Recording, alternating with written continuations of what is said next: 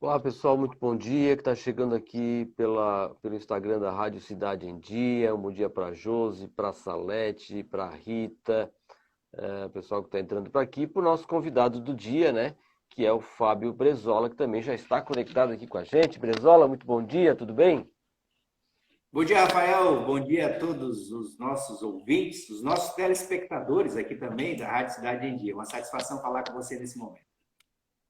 Bom, o Fábio é o nosso convidado de hoje desse nosso espaço que a gente está dedicando aqui para conversar com diversos candidatos a deputado aqui da nossa região, para a gente bater esse papo.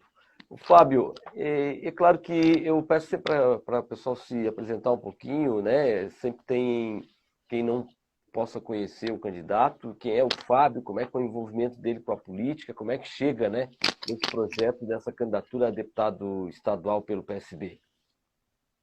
Legal, Rafael. Enfim, eu sou aqui de Criciúma, moro aqui em Criciúma, me chamo Fábio Brezola. O pessoal sabe, Rafael, o pessoal às vezes nessa andança, o pessoal pergunta um pouco por que o sobrenome Brezola e tal.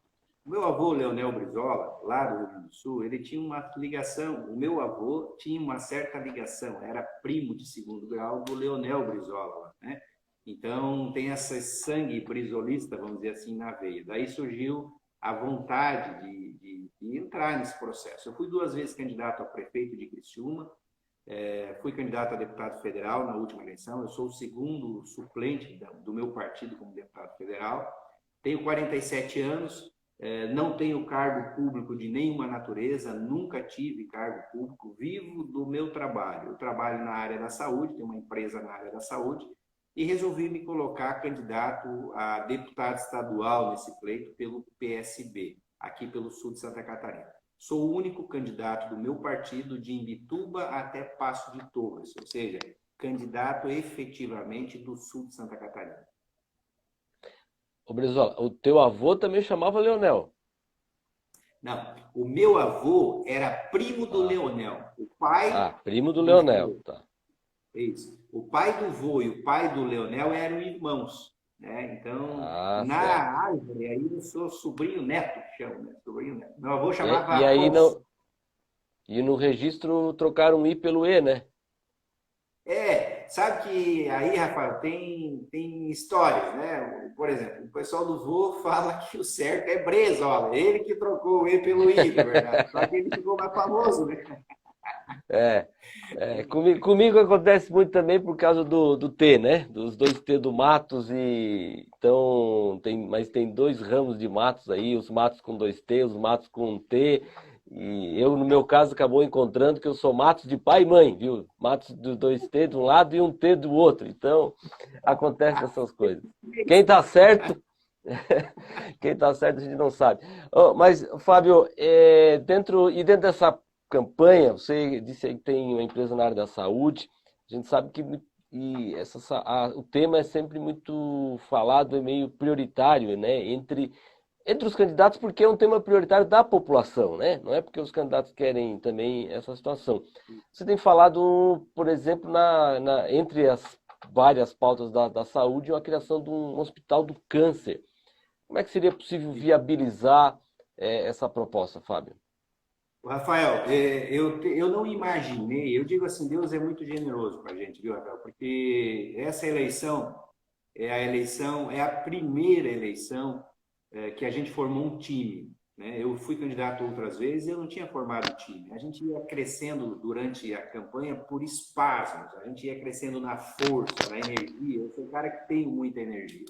Mas nessa a gente fez um time, essa nós montamos um time. E chega muita informação para a gente do que fazer, como fazer, aonde está sendo feito o que dá certo. A ideia do Hospital do Câncer surgiu a partir de um sofrimento muito forte que nós tivemos na nossa família. Eu perdi a minha avó com câncer, né? Minha avó teve câncer nos intestinos, ela teve que colocar a bolsinha, colostomia aquela, né? A bolsinha no lado e foi irreversível. E pessoas pobres, pessoas humildes, não tinham condições de pagar um tratamento nem para ela, e outra informação importante, e nem para quem fica cuidando de uma pessoa que é acometida de câncer. Eu diria assim, ó, cria um colapso psicológico muito forte na família, as pessoas que são acometidas de câncer. Então surgiu a ideia disso. E aí nós fomos buscar informação. Como que dá para fazer? Sendo que nós temos uma estrutura hoje que não tem UTI neonatal. E aí vem esse cara falar em hospital de câncer. Nós precisamos ter a concepção de que precisa também profissionalizar, ter um olhar administrativo e profissional à área da saúde. Por que eu estou dizendo isso? O Hospital São José, que faz um trabalho, vou usar uma referência aqui, poderia usar várias, poderia usar o Hospital de Tubarão, enfim, mas eu vou usar o Hospital São José aqui de Criciúma. Faz um trabalho de excelência. O Hospital São José tem acelerador linear, o Hospital São José tem profissionais excelentes, tem uma estrutura boa, só que vive sempre com o Pires na mão. Tem um déficit mensal de 3 milhões. Por quê? Veja bem, o Hospital São José, como todos os hospitais, ele atende lá uma pessoa que vai lá tirar um bicho de pé, por exemplo, até uma pessoa que vai fazer um transplante, até uma pessoa que vai fazer uma cirurgia cardíaca, uma pessoa que vai fazer uma cirurgia no cérebro. Então, quando nós tivemos a ideia de trazer para o sul de Santa Catarina, não sou eu que vou trazer. Você sabe muito bem, Rafael, quais são as atribuições de um deputado. Não vai ser o Fábio Brizola que vai construir, mas vai ser o motivador, é isso que eu quero ser, para que nós tenhamos aqui no sul de Santa Catarina uma estrutura específica para tratamento de câncer. Por quê? Isso vai desafogar os hospitais. Hoje, para você ter uma ideia, são 1.500 pacientes que estão sendo tratados hoje, não necessariamente que estejam internados, mas hoje são 1.500 aqui na nossa volta, 1.500 pacientes estão fazendo tratamento de câncer.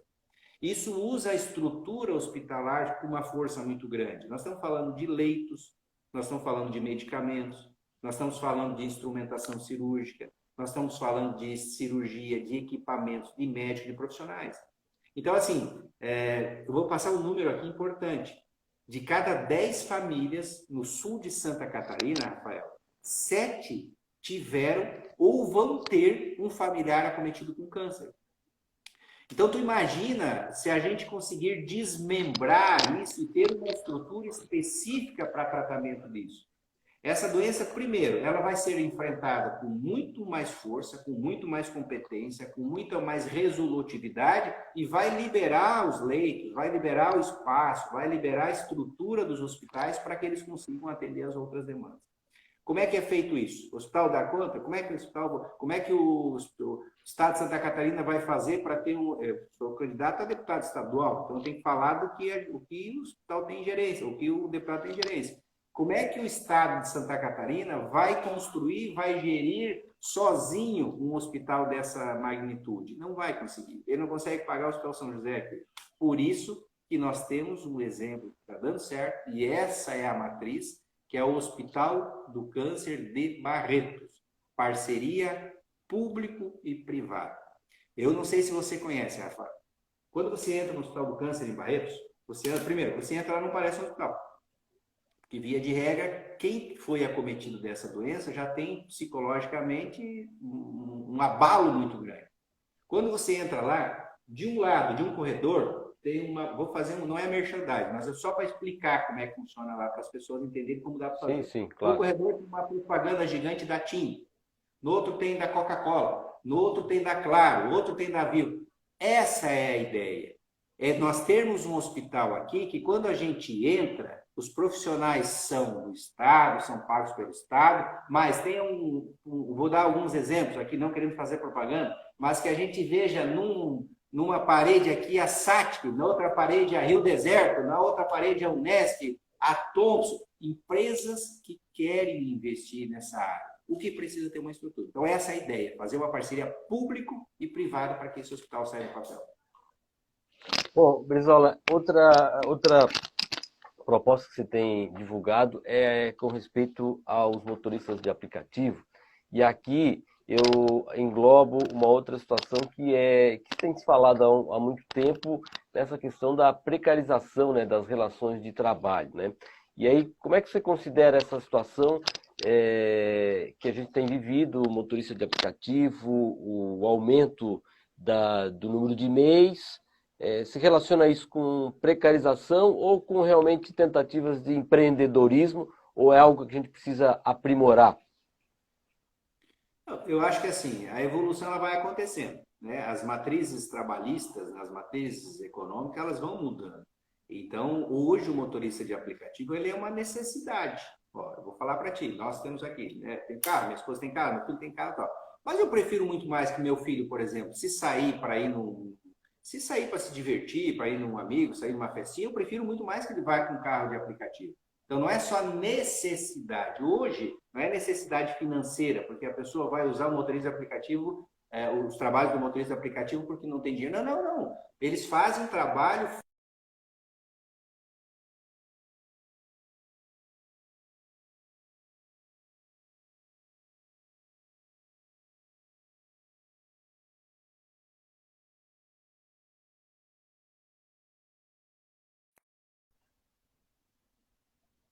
Mas vamos lá.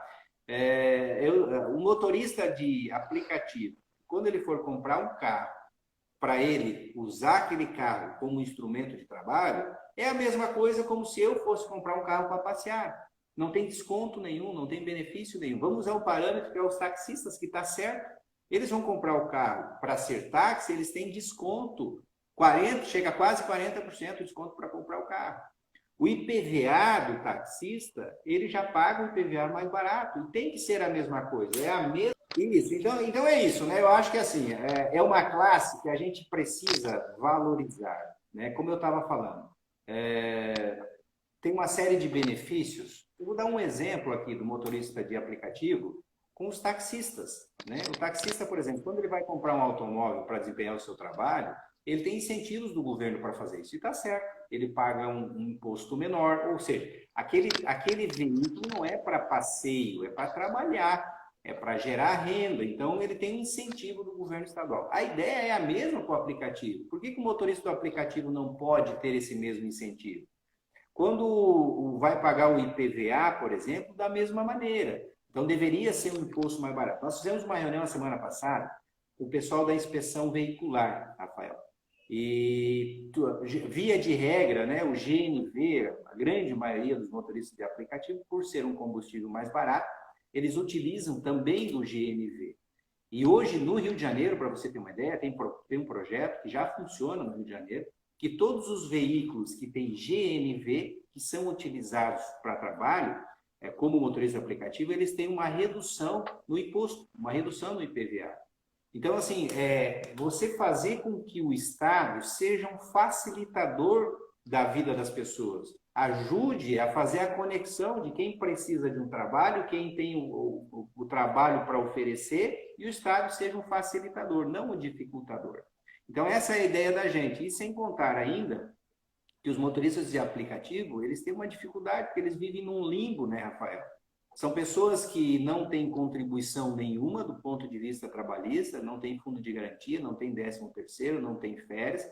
Pois bem, tá bom, eles resolveram empreender. Seja bem-vindo ao empreendedorismo. É assim, tá bom. Mas também, então, não pode ficar fora, né, do que tem hoje no mercado para quem quer empreender.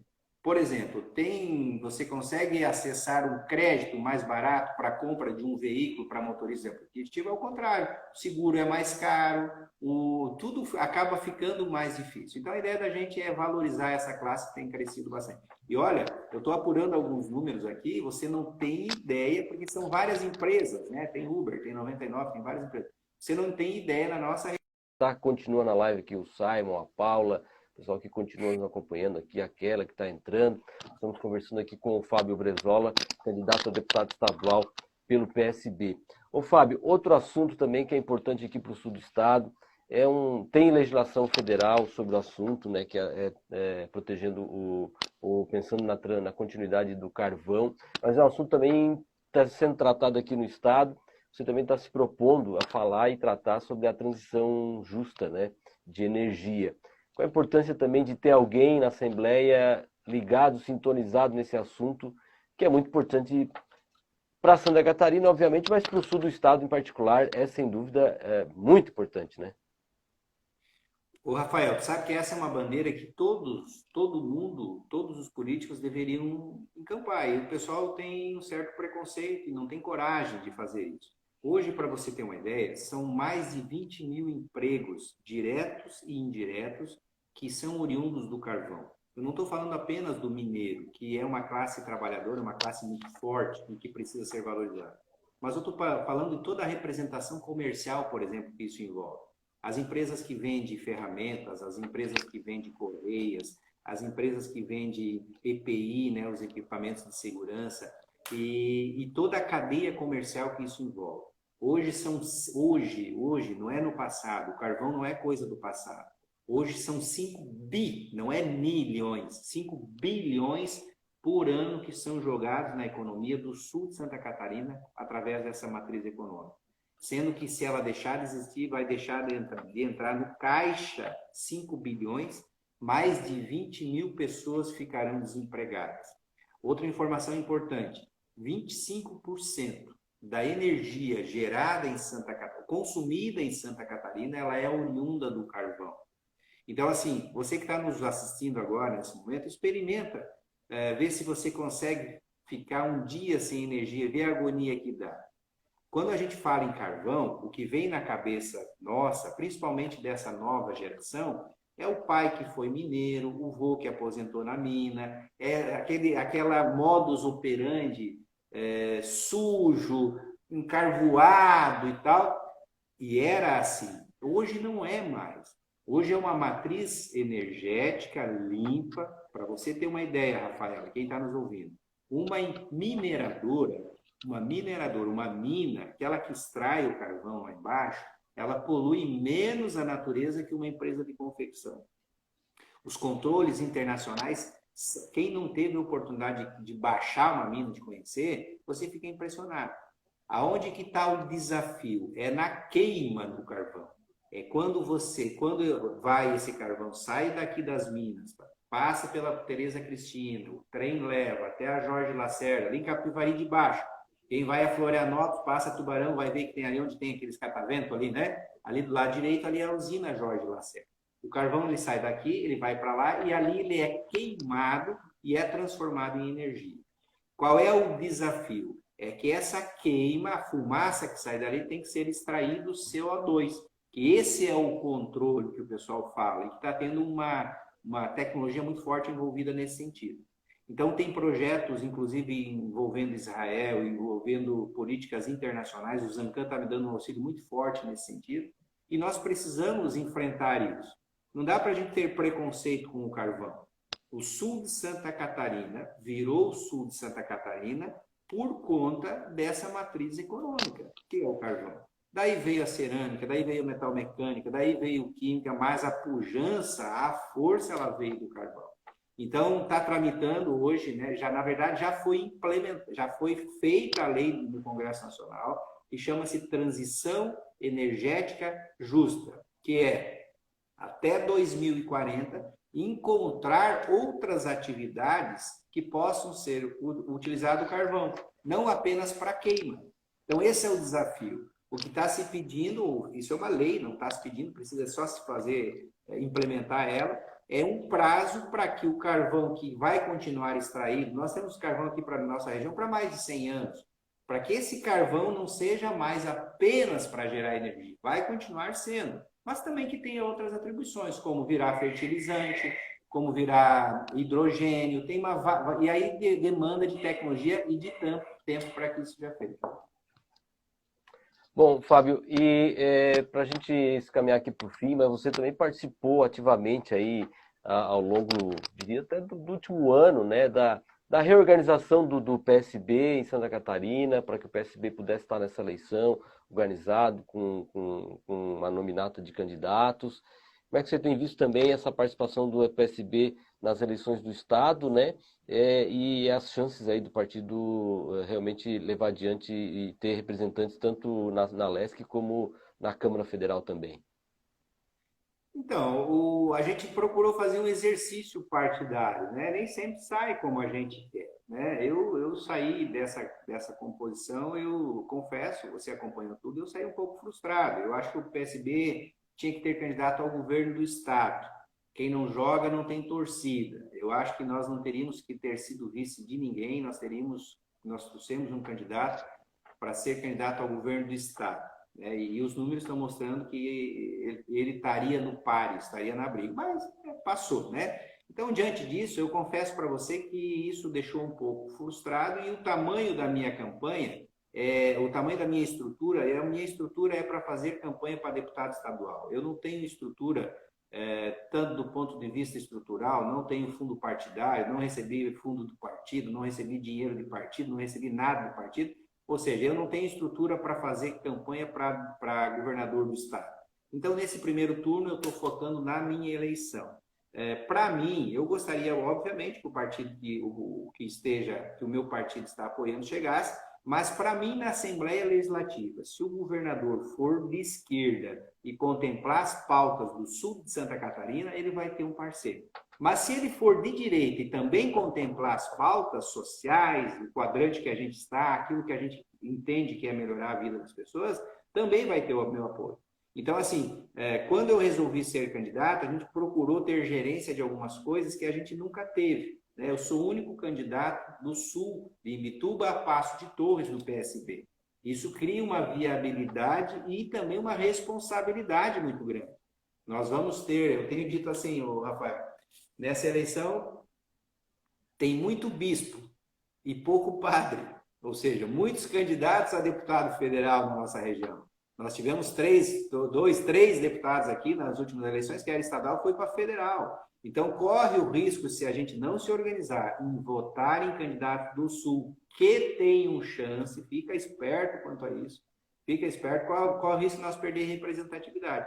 Então, eu procurei pegar a regra do jogo e botar embaixo do braço. O que é a regra do jogo? Meu partido, a legenda não é muito alta e eu sou o único candidato aqui do Sul. Então, a partir disso, eu tenho que fazer. Só isso não ganha eleição, obviamente. Eu tenho que me comunicar, eu tenho que conversar com as pessoas para poder ganhar o voto das pessoas, ganhar confiança para ser o representante do sul de Santa Catarina na Assembleia Legislativa. Legal, Fábio. Obrigado mais uma vez aqui por ter aceito o nosso convite para poder conversar, né? Fica esse minuto final para te pedir voto, deixar o teu número aqui com o nosso ouvinte e espectador que está nos acompanhando aqui na live também, né? Legal, Rafael. Primeiro eu queria te agradecer, você é sempre muito generoso nas entrevistas com a gente, né? Sempre muito competente, mas muito generoso. Muito obrigado, obrigado a todos os ouvintes.